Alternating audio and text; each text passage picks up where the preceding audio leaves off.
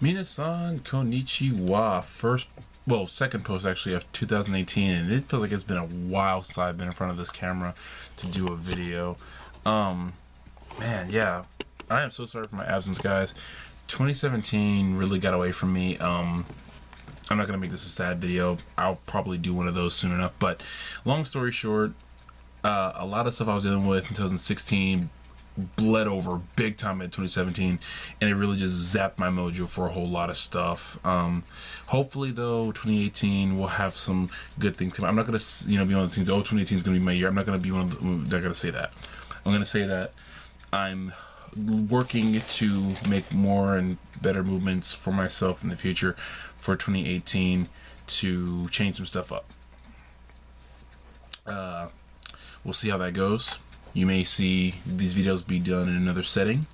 You may see different kinds of videos from me. There are several plans I have in the works, some things that I've been, positive things I've been listening to and watching that are, just convincing me that, you don't get what you want by waiting around or feeling sorry for yourself. You got to go out there and get it. And sometimes you got to do it right where you are. You can't wait for the perfect time, and you just got to make the moves while you can. But in keeping with that, let's talk about some happy stuff. Let's talk about some great stuff. Let's talk about the show of the year for 2018, and we are only, I'm filming this on January the 5th. We are only 5 days into this freaking year, and New Japan Pro Wrestling just put on the show of the year, and good luck to everybody else topping this show. But considering they had like 8 match of the year candidates on the show, yeah, good luck. But let's talk about Wrestle Kingdom 12. New Japan Pro Wrestling Wrestle Kingdom 12, headlined of course by the Rainmaker. You guys know he's my personal hero, Kazuchika Okada, versus Tetsuya Naito. Yeah, I love both. I love Okada and Naito. Okada's my personal hero, but Naito's great as always for that IWGP Heavyweight Championship. But I will talk about that match last because, as so deserved, that was the main event. So I will go through everything. Sorry for the glare. I'm going to take my glasses off. I'll just have to squint and look at the screen. I'm reading the results because I did stay up to watch it. But usually with me, I'll miss something if I don't look at the results as I'm going, so I don't want to miss anything. So let's start with the New Japan Rumble, which is what they do every year. It's it's pretty much everyone's chance to get on the card with without having the big high profile match and everything, which is fine. I personally love the New Japan Rumble because I think it's so cool because so many random entrants come in. Like whenever I see Cheeseburger in the Rumble, I love it. They had some some surprises. Delirious being in it was a huge one. I love Delirious. I am so sad that he's more of a trainer and booker for Ring of Honor and doesn't wrestle anymore because, oh man, dude, Delirious is my guy, man. I'm a huge Delirious fan. They had like some of the young lions and some of the guys from New Zealand and Australia who are starting to come up. And New Japan's more global ideal for the company, which is great. I'm loving every second of that. I just keep that going. But the Rumble was won by, and let me make sure I pronounce his name correctly, Masahito Kakihara. I didn't know a lot about him until I was watching and listening to the commentary from Don Callis and Kevin Kelly. By the way, fantastic commentary.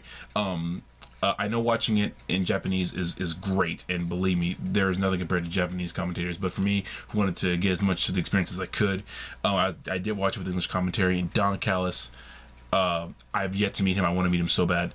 Kevin Kelly, who is just another personal hero, and he's always so nice to me. I've met him at least 3 times, and he's never ever been like a guy who can't take time to just say hi to the fans. I love Kevin Kelly. I cannot say nice things about this guy. So Kevin Kelly and Don Callis, really great job on the commentary. But learning about Kakihara was, I learned he had cancer before. He's from UWFI. If anyone ever heard of that, it was kind of was like the blueprint for what we now have as UFC and Pride and everything. And he had cancer, and he took some time off for that, of course. And he beat it, and now he's back. So I mean, he's 45 now, but you know, he was in the ring, looked fine, looked great, and he was doing it also as a tribute to Yakihama, who sadly, is he? I think it's paralyzed from the chest down. Let me double check that. Hold on. For the life of me, I can't remember off the top of my head. I'm sorry, Yakihama. Yoshihiro Takayama. Yoshihiro Takayama. Oh my god. You guys are going to butcher me for getting that name wrong, and I don't blame you. I'm so sorry. I think it's because I'm filming this at 1:30 in the morning. That's still not an excuse, but I do apologize for that. Takayama-san, if you ever watch this, my apologies. Yeah, but he's paralyzed from the shoulders down. Oh lord, that's oh man, put that poor man. But Kakihara was there, and to you know, raise more awareness for Takayama-san, to you know, just let people know that you know he still needs, you know, contributions from the fans, you know, and everything like that. They even played Takayama's music when Kakihara left. So that was a great start. It was just a fun New Japan Rumble that just kicks things off. They do it every year. I love it. I love watching it. This one had a great message to send out to for the wrestling community, fans and wrestlers alike. So I don't know where you can go send donations, but I will try to find that information. And if I don't include it in the links down below in the description, I will have another video to talk about it, so we can all help as much as we can for I mean, the guy gave us years of great pro wrestling. The least us fans can do, and wrestlers who he inspired, is to just, if we can give anything back to this man who was in the ring doing what he loved when he got hurt. If we can do anything to help him out, I think we should try to at least do a little bit. So yeah.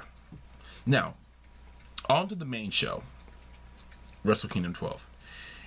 It started off pretty much the best way it possibly could.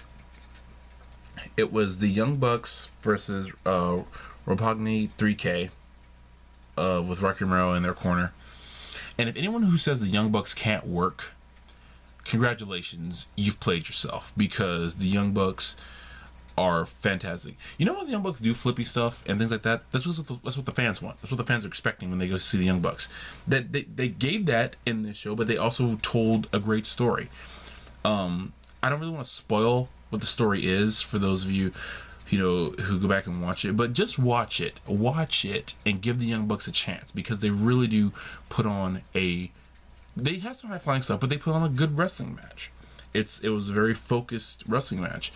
And it shows the Young Bucks can do it, which I knew they could. I mean, you don't get them. I mean, the guys like them, yeah, they're known for the flipping stuff, but I don't think they could have be this popular this long if that's all they did. And they don't. I mean, they have their personalities too. You know, how they talk, how they carry themselves, you know, how they interact with the fans. That all gets them over too, which is great. But they know how to work. I think they get a bum rap sometimes, and I think if you go back and watch this match with Roppongi 3K, Roppongi 3K, by the way, are just amazing young tag team. They were former Young Lions, Show and Yo, who went on American Excursion and came back, and now they're managed by Rocky Romero. Sky's the limit for these two guys. I see that they can do fantastic, phenomenal, great things in the future, and I'm excited for them. The Never Openweight 6-Man Tag Team Championship Gauntlet match. Okay, I can't even get into all the craziness of this match. Let's just say, just go back and watch it. It's not the most technically sound match you'll ever see. It's really not. But as far as just fun craziness, Toru Yano's in it, guys. Yano's in it. Yano's in the gauntlet.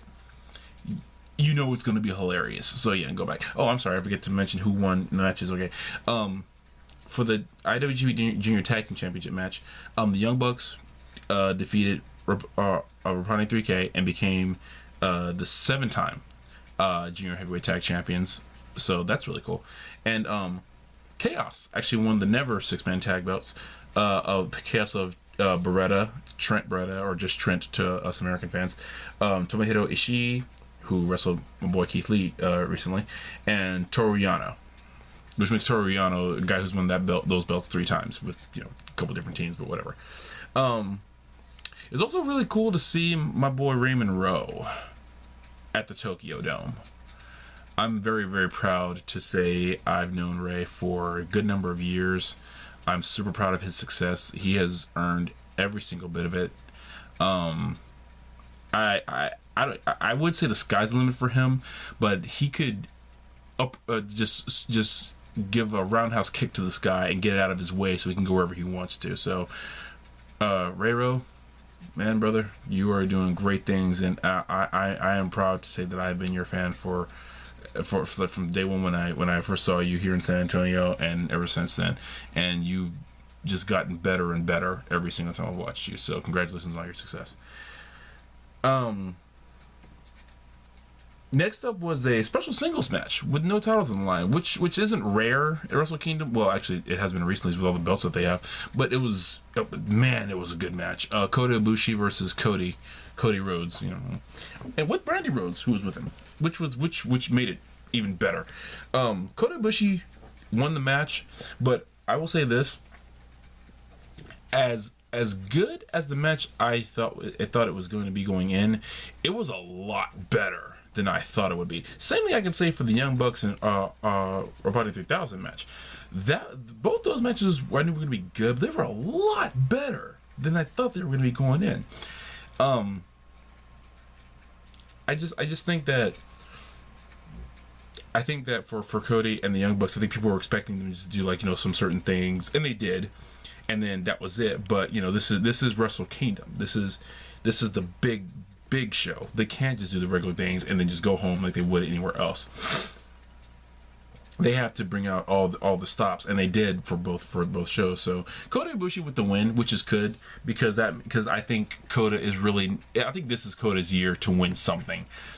If it's either the IWGP Heavyweight Championship, the Intercontinental title, the Never Openweight title, or is it that U.S. title that who holds the U.S. title? Is it the Omega, Kenny, or the Alpha Chris Jericho? So the next match was So the next match, like I said, Cody Ibushi won that. So it was Los Ingobernables de Japón against the Killer Elite Squad. Hi, Lance. He's gonna kill me. Oh, great. The less I say about that match, the better. And not because I didn't like the match, guys, but because I have a personal health risks in state for that. Because Lance Hoyt scares me. Yes, I admit that out loud. LIJ won the tag belts off of Killer Elite Squad, and they actually did pin Lance Hoyt to good. Now it's a great match. Have fun watching it. Moving on. But seriously, it was a really good match. You guys should go back and check it out. Moving on. Now, this one was one I was looking forward to probably just as much as anything else on the card. It was for the Never Openweight Championship, hair versus hair, Hiroki Goto versus Minoru Suzuki. Now, why that makes it more significant at the hair versus hair is because Goto and Suzuki both have very, very distinct hairstyles. It goes back to just how long they've been wrestling, how iconic they've become, and they're also, from what I understand, samurai and sumo wrestling styles, respectively, for each guy, influence hairstyles, which is fine, which is great. You know that's their culture. They should be able to represent however they want to, which is why the hair versus hair thing is that much more important. I haven't been going into the backstories of these matches because it's kind of redundant at this point. I think if you guys are watching these videos, you probably kind of know them already. I will say that Minoru Suzuki is as hard hitting as he ever is. It's like that man. The older he gets, it's just like that just makes he wants to punch harder. I would never want to be the child who steps on that man's lawn, ever, because I think he would forearm the crap out of you, your father, your brothers, your mother, everyone who had a problem that you yelled, they elbowed a child for, just forearmed a child for stepping on your arm. I would never want to get into a physical fight with Suzuki, no matter how old he gets, because it just seems like he would beat the snot out of me. So I would never want to do that, as a general rule. Goto with the win, and the after the match stuff was, to me, was the best part, because Suzuki came back down to the ring after Suzuki-gun was trying to get him out of there, so he wouldn't have to shave his head. But Suzuki was like, let me own up to what I did. I lost, and I made a deal that if I lost, I would shave my head. He walked back to the ring, grabbed his own chair. They already put a chair in the ring, so Goto could shave his head. He hit the chair out of the way with his own chair. And God, I love Suzuki. And proceeded to shave his own head. And even Goto was like nodding his head, was like, all right, fam, I see you. So it was a good, not storybook, I won't say storybook, but it was a good like kind of wrap up for that feud, I think. Suzuki's not done by any means. I don't think. Now, if he's retiring because he just feels like it, then that's up to him. Because if he ever decides to retire because someone was stupid enough to tell him he can't go like he used to, that person needs a forearm to the face immediately. And I don't mean like in some facetious way. No, I think if it's ever stupid enough to tell Suzuki that, they should be forearmed, elbowed, whatever, in the face on the spot right then and there, and no one should even remotely try to stop the beating that comes after that. Just watch and just be like, you shouldn't have been talking stuff. Just what happens when you say, step on that old man's grass. I don't know. I think I'm tired and sleepy, but anyway. So I need to work on this on the this video thing. So let me go ahead and pause it here so I can restart it and get to the final 4 matches of the night, including the big 2. So let me go ahead and just get this thing restarted. 1 second.